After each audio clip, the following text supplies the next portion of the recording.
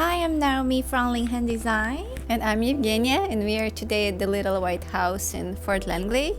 Yeah, we are looking for the Boho styling items for our spring room makeover. So let's go inside and look around what we have.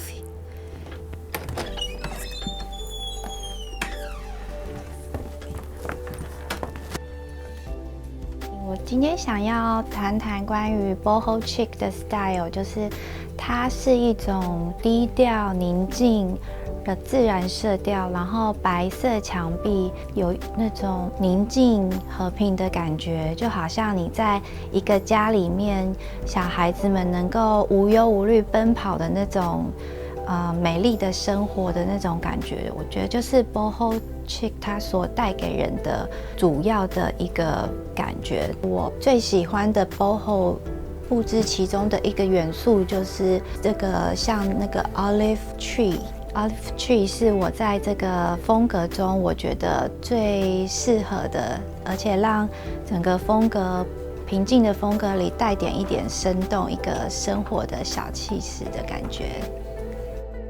And I think in order to achieve the boho look, you can just simply buy, for example, a really textured rug, something that would look natural. Found that a few textures are here. Something is more like this, made of jute. To match the overall color you're trying to achieve, you can just put a really nice blanket on your couch or even on a chair. And there are a lot of textures to choose from. Most of the colors would be either whites or pink or beige.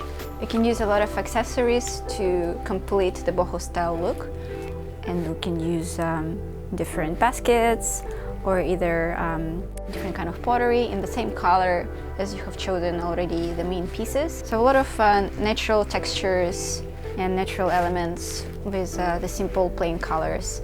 That's what will help you to achieve the boho look.